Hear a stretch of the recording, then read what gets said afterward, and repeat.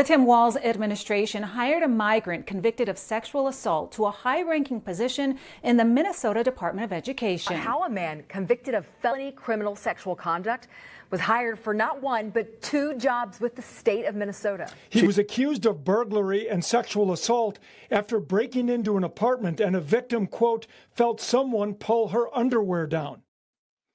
All right, ladies and gentlemen, Tim Walz is back in the news again. What is going on that we keep running into governors and mayors, elected officials that can't seem to hire the right kind of people?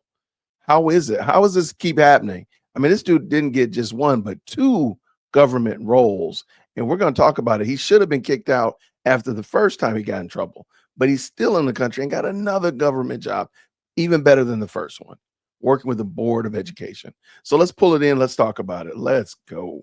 Tonight about how a man convicted of felony criminal sexual conduct was hired for not 1, but 2 jobs with the state of Minnesota. Chief political reporter Tom Hauser spent the day working to find out what kind of criminal background check he went through, if he had one at all.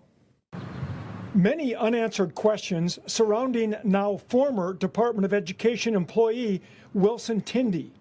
The agency won't say much about why he left, but he does have this criminal complaint against him from 2014 and subsequent conviction of criminal sexual conduct in that case in 2016.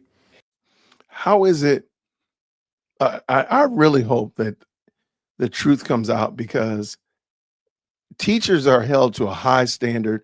They're background checked several times. You don't just get the gig. Like, I don't understand how this happened. And to work in the school system at all. Sure, you might be a janitor in some ancillary building where no children are, but you still work for the Board of Education. You're still aware of the fact that your main focus is the education of children. Even though you are not a direct contact with children, you support the staff that does. This should not be a difficult thing to understand. How in the world did this happen? Good gracious. He was accused of burglary and sexual assault after breaking into an apartment, and a victim, quote, felt someone pull her underwear down. It's crazy. The criminal complaint goes on to say the victim observed a male party standing over her. The suspect fled the scene, but a fingerprint recovered from the woman's apartment led police to Tindy. He eventually was convicted of 4th-degree criminal sexual conduct. He was ordered to spend 200 days in the Hennepin County workhouse. Despite his criminal history, he was able to first land a job at the Minnesota Pollution Control Agency in 2018. So I said it wrong, actually. I apologize. He had these things happen, and then he got the job. He had the criminal event, and then he got a job working with the government. And then even more than that, working with the Department of Education. That's crazy. Minnesota, y'all got to do something about this. What's going on, Tim? What are you doing? This past April, moved to the Minnesota Department of Education. A statement from MDE confirms he's no longer employed there as of June 27th. Wilson Tindy is not a current employee at MDE, the statement says. He was a probationary employee in an internal role at MDE for approximately 2.5 months. He did not interact with students, visit schools, or have access to private student data. Nobody can answer if he ever underwent a criminal background check. In 2009, the legislature passed a law known as Ban the Box, which eliminated a checkbox question on an application asking job applicants if they have a criminal record. State agencies can but are not required to do a background check until the person is granted an interview or offered a job. We knocked on the door at Tindy's home but got no response. Tom Hauser, 5 Eyewitness News. Now, despite those efforts, we haven't been able to find out whether Tindy ever went through a criminal background check. There are certain occupations where a criminal background check is required under Minnesota law, including teachers, school bus drivers, and apartment managers. And new since our report at 5, the Department of Public Safety says tonight state law says, quote, Whether a background check was requested on a job applicant is private, personal data. The Tim Walz administration hired a migrant convicted of sexual assault to a high-ranking position in the Minnesota Department of Education. The move raising questions about the state's hiring practices and immigration enforcement.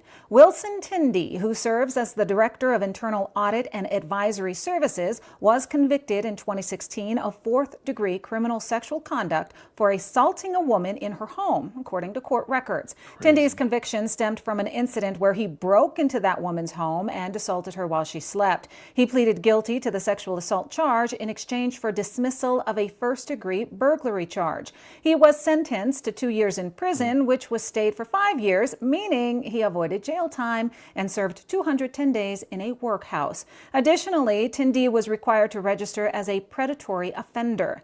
Despite being a felon and a registered sex offender, Tindy was not deported, but instead was hired for a role overseeing internal audits and taxpayer spending accountability at the Minnesota Department of Education. Tindy also had a prior accusation from 2012 for a similar offense, though no charges were filed. Tindy, a green card holder, faced deportation proceedings after his 2016 conviction. An immigration judge ordered his removal to Kenya, which was upheld by the Board of Immigration Appeals. However, an appeals court stayed the deportation, and after 18 months in ICE custody, Tindy was released. He later tried to vacate his guilty plea, arguing that his defense attorney failed to warn him of the immigration consequences. Calls are now being made for ICE to revisit Tindy's case, and questions are being raised about how a sex offender felon has not lost his green card, but instead is employed with taxpayer funds. Minnesota Department of Education officials have not commented on Tindy's employment or the background check process. What jobs can sex offenders get? When it comes to employment for sex offenders, there are certain restrictions and limitations that vary by state and offense. Some states have laws that prohibit sex offenders from working in certain professions, such as childcare or education. These restrictions are in place to prioritize the safety of vulnerable populations. However, there are still job opportunities available for sex offenders. Many states have programs that help them find employment and reintegrate into society. These programs often focus on industries that are less likely to put them in contact with potential victims. Some common job options for sex offenders include construction, manufacturing, and food service. These industries typically have less stringent background check requirements and may be more willing to give individuals a second chance.